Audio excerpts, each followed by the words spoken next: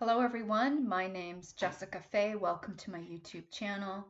Today I'll be talking about a subject off of my website and blog at thesebondsiBreak.com. So come on over and help break some bonds of narcissistic abuse or any type of abuse with me. And soon I do hope to get the forum up and going. That's probably the next thing I'll work on, as well as continuing to bring you content. There's so much to talk about when it comes to narcissism.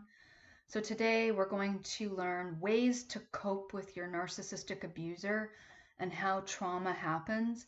And these coping techniques can be applied to anything in your life at all. You don't even have to be with an abuser anymore or going through abuse, period. They can help you in your life. So let's get into it. Has abuse and trauma got you feeling like this? I think she looks exhausted. She probably looks the way you feel. And what hope is there when you're stuck in lockdown and you can't leave and you're with an abuser? For whatever reason, you're there and can't leave at this time. I validate that because too many people are quick to say, you have to leave now. And they're very controlling and domineering about it. And they sort of beat you up and tell you that this is what you must do. And just don't even listen to people like that. You have to leave on your time when it's right for you in the circumstances that are favorable for you, if you can even go. Sometimes you can't. Sometimes it takes a lot of tries. Sometimes you cannot go. Sometimes you have no choice but to stay where you are for now. Sometimes you want to. Maybe you want to stay there, and there could be a million reasons why. Usually religion is why, or like firm belief in the Bible, wanting to be a good Christian woman. So don't beat each other up. Upbuild and support one another. So I'm going to start reading, and I'll interject where I want to explain more. Here are some strategies and ways to navigate and cope while daily dealing with a narcissist. We will also learn about complex trauma, how it works, and what you can do to help yourself heal. If the person in your life is female, then just substitute the word male to female or he to she. After he's done some narcissistic abuse tactics, this is what you should do. You can write about it, if you can. Write down what he said or she and why it's a lie and unreasonable. This way you know the facts for yourself and can validate to yourself your truth, because he will twist everything that happened and try gaslighting you into believing things did not happen that way. He will deny everything he did or said and blame it all on you, telling you that you misunderstood or you read into it wrong. Or he may say, that's not what I meant. Learn to remember how you felt in the moment and trust your gut instinct that told you plainly what he meant and was doing at the time. Learn about narcissism and abuse tactics so that you can see it when it happens. This also helps with police cases and court, as you now have a record of the abuse with dates. So if you're able to, you can do that. You're going to have to hide it well. They not only can use everything you say and do against you, they will. Always. Always. They'll always throw you under a bus and always use something against you. Everything they can. So keep your books safe. But in a way, you either need to keep it all in your heart and mind and not forget it and remind yourself every day, as I do. And sometimes I write things down too, or write it out. Okay, so if you don't want to stay in a confused state, and often our brains become like literally confused, scientifically confused. It does great damage to our brains. You need to keep in touch with who you are and know your self-worth and what he's doing or she is doing when they do it. Find their patterns. So go online. I don't care who you look at, what you read, what book. Read books on narcissism, educate yourself. I took years, decades learning this, and I'm still learning. And I have lived it my whole life. I know what it's like to get away from an abuser that's stalking you and hunting you down, trying to kill you or hold your child captive. These things aren't easy. Learn all about it. Educate yourself. Educate, educate, educate. That's really important because when they act this way, and they all act textbook, they all do the same thing. You can see it, right? You can see patterns. You wrote it down. You trusted how your gut felt. If your gut feels all crazy, your heart is hurt, you feel confused, and you're just trying to be nice and go on with your day, and everything should just be normal and reasonable here, but it's not. Nothing's adding up. It's like some big, like you've entered the twilight zone. Well, you have. He or she's made it that way for you. And your gut's telling you, you didn't misunderstand anything. You heard it. You saw the look in their eyes. You see the same cycle. You see the same tactics. Write it down. Write exactly what they said down, because soon you're going to forget it or get into a tizzy, and for a while your brain will lock that information away from you, and it will flood back to you when you least expect it. Then you'll remember everything they said and did. And if it happens in that moment and you were locked out of your memories for a while, then go write it down then. Be strong and sure in yourself, because you're not out to get anyone, but they're out to hurt you. They are master manipulators and liars. They are con artists. Trust your first gut instinct the moment you realize he's trying to hurt you with words, because he is trying to hurt you. Narcissists will always downplay and minimize what happened. Soon they will conveniently forget all about what they did, and forever. Writing helps you process the trash and to know your truth for your own validation. People who get post-traumatic stress disorder often never process the traumatic event and could not escape it. Ways to process it can be talking to a trusted confidential person, a friend, who always validates your truth and your reality and feelings. Writing about it, music, art, poetry, lyrics, playing an instrument, singing, dancing, prayer, creating with your hands, expressing your feelings through these avenues. And again, I'm sorry, when I wrote this, I didn't have an editor, which I do now, but his computer went kaput. And even when I do write them correctly, there's so many like autocorrect things that happen with the algorithms that they change the wording. Like trash here, I didn't write trash. The computer auto-corrected it to that, and I was like, hey, how fitting. I'm going with that. So writing does help you process the trash and know your truth and validation. So I'll add to it whatever makes you happy when you're frustrated, angry, sad, lonely, scared, right? After abuse or after having flashbacks from abuse, do that. Maybe it's hiking. I love being in the woods. I love hugging trees, literally. I like to put my feet in the earth and do what's called grounding or earthing. I like doing deep breathing techniques. I like going on a brisk hike if I'm angry, or a brisk walk, or sometimes it just needs to be a gentle walk. For me, music is very healing. I'm going to be putting up lists for empowering happy music for helping you with abuse, to sad music on abuse and narcissism, so that sometimes you have to process it that way. Everyone's different. Even angry, whatever works for you, you need to process it to heal. The problems begin for those who cannot escape their environment of abuse. It's very hard to heal. Abuse always follows the same patterns and cycles, like clockwork. Daily, weekly, monthly, yearly, you will see the same exact pattern. The constant abuse over time of repeated traumatic experiences can cause something called complex post-traumatic stress disorder. This type of trauma usually eventually happens to those stuck in an abusive relationships where the abuse is constantly in your home or your life. It is a very complex trauma, hard to get over, and takes time.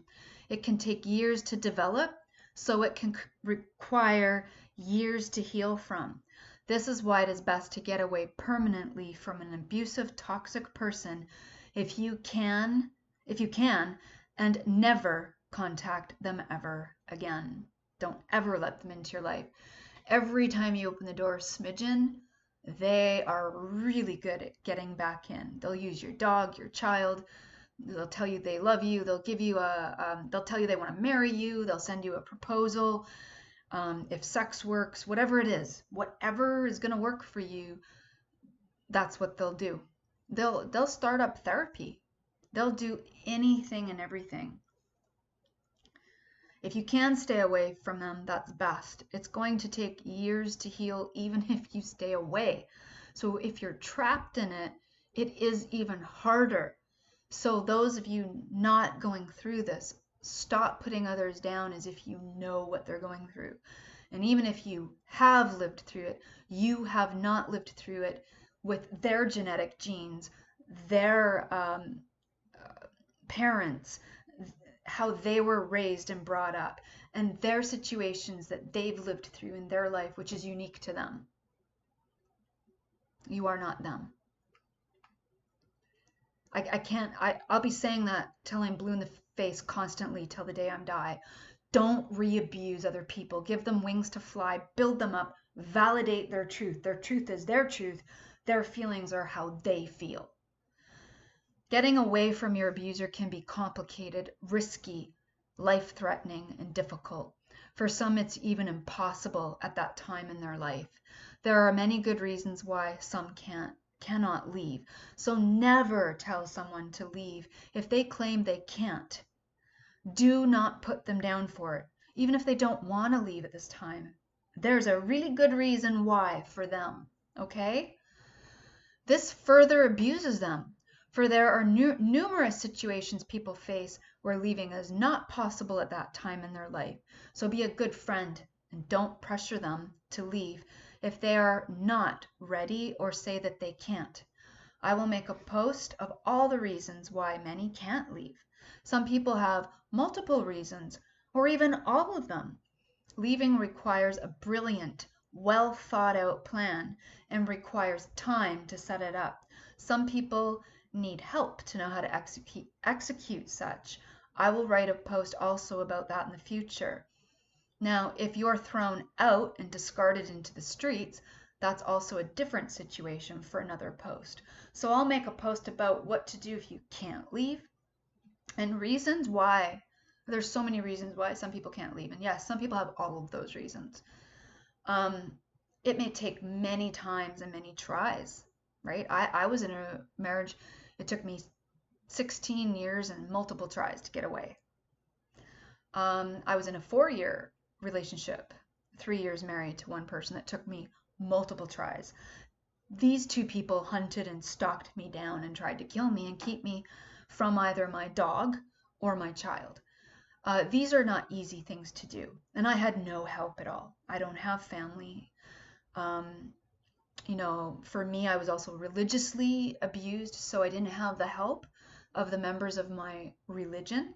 They just didn't help abuse situations. In fact, they condoned it and hid it.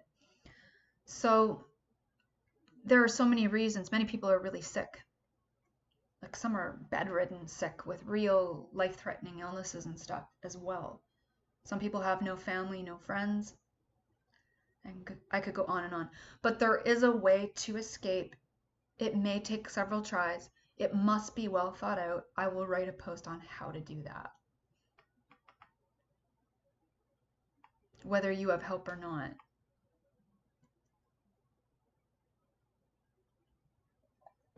Just taking a sip of cocoa. Try writing gratitude lists every day. If nothing much is good anymore in your life, Write down even the simplest of enjoyments. That cup of coffee, or for me right now is that sip of cocoa, that glass of wine, hot chocolate, your favorite meal you just had, the quiet moments you got for a change, the sunshine coming through your window or that's shining on your face and head, your favorite song, a warm bath, etc. Are you grateful for that phone call, that friend, that walk in the woods, that letter, etc.? Write down what's good about you and what you like about yourself. So make a grateful list of everything, even little, that you love in the day, and write down what's good about yourself. Because when I first started researching narcissism seriously, what is narcissistic abuse, I was being abused by a boyfriend in a terrible way. And I punched in the words "not good enough" into Google search and came up with someone that helped me so much, and I learned so much. But it also is my whole delve into wanting to life coach, help people, write about it, speak about it, do whatever I could to help people in this situation learn how to heal and to really study narcissistic abuse. And so narcissists always will suck you dry, put you down, and make you feel like you're never good enough. And they'll always make you feel like someone else is better. And you will come to have no value in yourself. But you have so much value because they only go after shiny pennies. They only go after those who have great value. So you are a valuable person with many gifts and traits that they're jealous of and they wish they had. And they actually want to destroy that and take it from you, whether they know it or not, whether they're working consciously at it or not, because there's different types of narcissists, but they all work the same. So write down everything about you. I mean, maybe you really don't like yourself. We can develop a thing called body dysmorphic disorder, where even though we're incredibly beautiful even, or there's nothing wrong with us at all with our looks, we think we are incredibly unattractive and ugly. And I had to battle that for most of my life.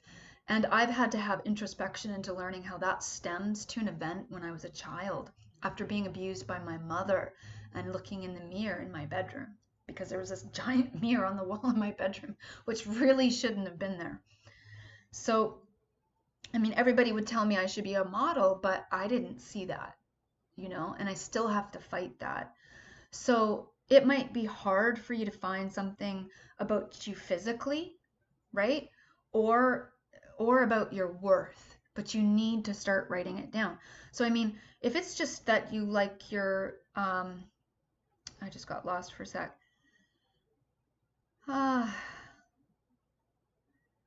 Write down what you like about yourself. I'm grateful for today, and I know I'm a kind, loving person. I help others in need. Look at that. I love my long hair. Sometimes I've had to do that. I've had to look at something simple. I've lost my hair on a chemo style treatment once, and I lost my hair due to a narcissist. But still, when it would start to grow out long again, I would say, I love my long hair. I'm grateful for my long hair. So, you pick something. I mean,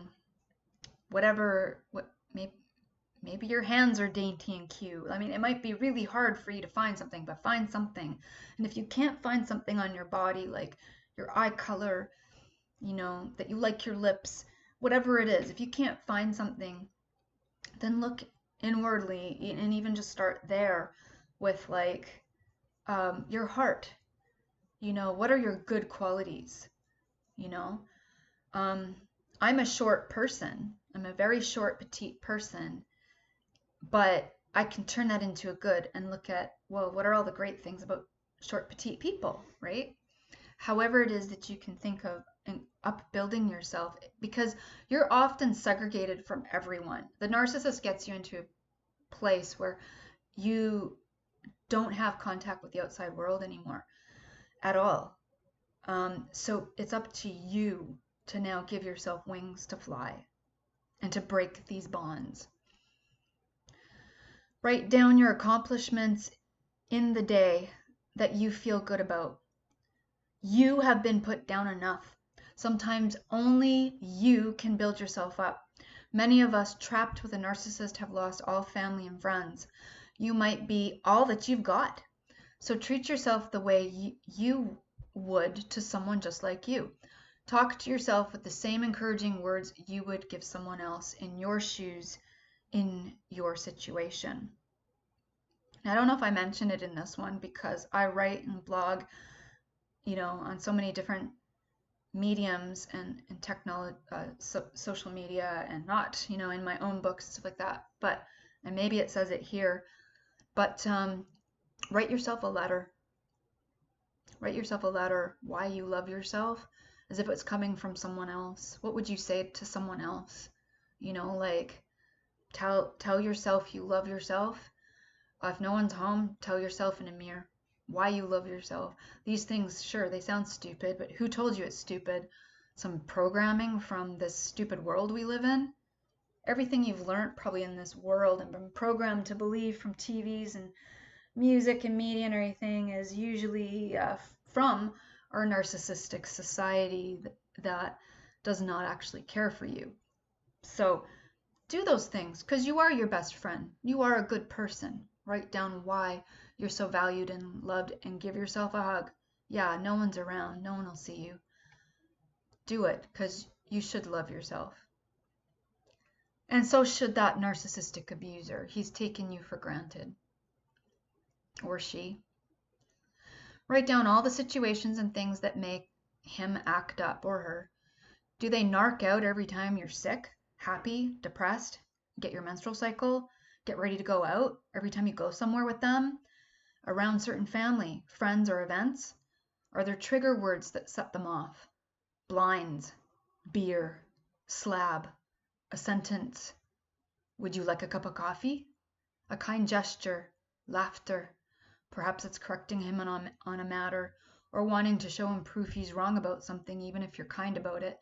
Is he upset and jealous when you have a good day or tell him something awesome happened to you? Jealousy turns into self-hatred, loathing, and rage with narcissists, and they project that onto you. Can you not discuss certain topics together, such as your child, your finances, the Bible, your career, your goals, dreams, aspirations? These situations are a few ones in my life personally that I had to deal with and navigate. Perhaps you can relate. Choose and pick your battles wisely because they are always ready to fight.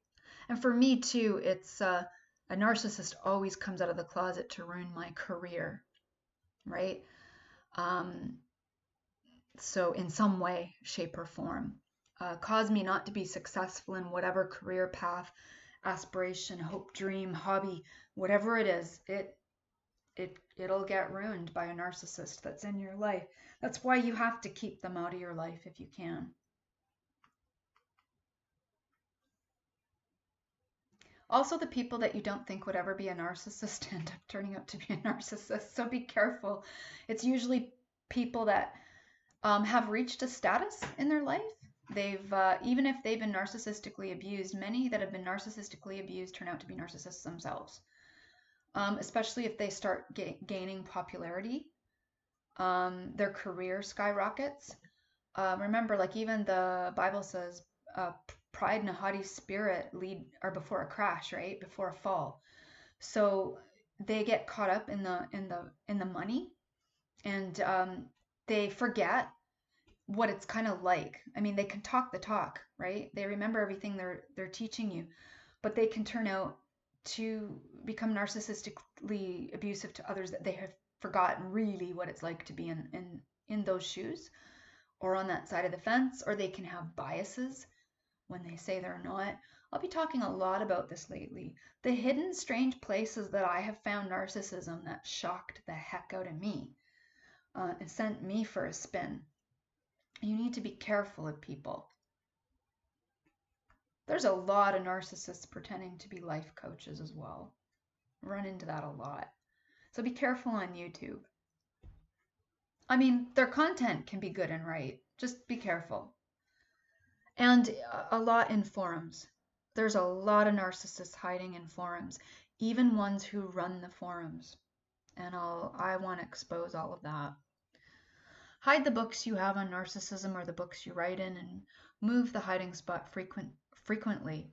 I mean, you may even, I'm just going to stop here and interject for a sec. You may even have to get a friend that has a safe that you keep things in, or a place that you trust at their house that no one can get into, to hide anything really important, as far as like for fleeing or things you write in, or books, or maybe you only want to have one book or journal that you get possibly found and not all of them, right? So hide your valuables somewhere. Label it budget book or something he doesn't like, something he'd never pick up and read. Like label it scrapbooking, or something he will not find an interest in. Or make an account online he doesn't know about where you can freely write. I understand for many this idea is too dangerous, so before you proceed, be aware of what will happen if he finds it.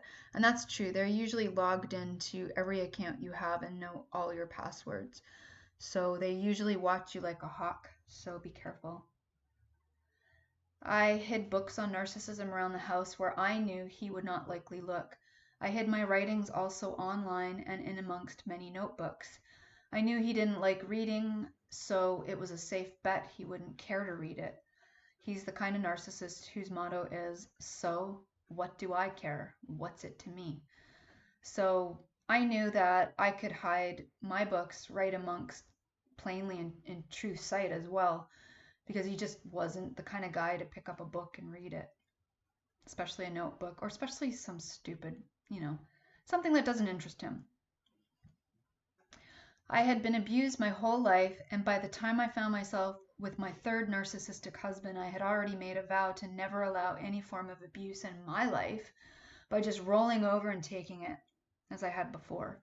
So I shone a light on every vile, evil thing he did to me, and even explained narcissism, and took a course to become a life coach specifically for narcissism causing complex post-traumatic stress disorder. I even made him read one of my books, but I do not recommend this approach. This approach can lead to a worse situation, and it did with me for a while, even a violent one, and is very dangerous. Just as gray rocking can be dangerous. So gray rocking is a tactic some choose to use when there's nothing else they can use, and they have tried everything and they're willing to take the risk. You can look that up online. I'll certainly write about it and talk about it soon, but it is a risk. It can work, and it can backfire. Calling out a narcissist is not a good idea, and I do not recommend it. But I had it. I did that. I was at the point in my life that I was willing to pay any price to stay true to myself and not lose more of me than I needed to, and I was not going to tolerate these injustices. So for anyone wondering, I currently live with a narcissist. He's doing up my YouTube thumbnails, okay? But he goes in and out of denial. He does try. It took a long time for me to even get him to even not abuse me if I said the word narcissist. It's really not a good tactic, because I've had 2 past husbands that tried to kill me and a boyfriend that tried to kill me. So, this can be a bad approach. But I'm at that point in my life that I will fight tooth and nail, no matter what, to expose all injustices and to keep struggling for my passions and beliefs in life, even if it gets me martyred. That's just me, right? So this husband has no choice to, if we're going to stay together, and there's a reason why I'm here, if we're going to stay together, he's never not gonna hear about it. It is our life. I want to coach people on narcissism, and he can try to support me in that or sabotage it, and he will do both. He will go between both states, because that's what they do, and they really struggle. And some do try, but it's really hard for them. We'll learn all about the different types of narcissism. We'll learn about how narcissists feel, why people become narcissists from childhood, because there are many different forms. we will learn, can they get help and can they change? And what's the most evidence we have for these things on both sides? So stick around, we'll learn all of that. When I was a little girl, as an only child trapped in a chaotic world of every form of abuse at home with two narcissistic parents, my mother always wanted me to keep her secrets of abuse. I vowed I would spend my life always standing up against injustices and abuse towards anyone oppressed, help where I can and expose it. I cannot support or stand for a lie or injustice. This feeling burned in my soul my whole life. I'll add there. I'm a fighter, and that's what keeps me sane. You too can learn ways that are best for you and your circumstances to break these bonds and chains. There are many ways to fight this fight and battle. We will have much to discuss on this topic in the future, so stay tuned. But for those of you that do have to walk on eggshells every day of your life, and I'm sure you all do, or you remember the time you had to if you're now out of that abuse, I call it walking on glass because eggshells just doesn't justify it. And sometimes we're in a situation where all the people around us are supporting the narcissist, especially like if the narcissist has a lot of family, that family then becomes what they call a flying monkey. They do his bidding.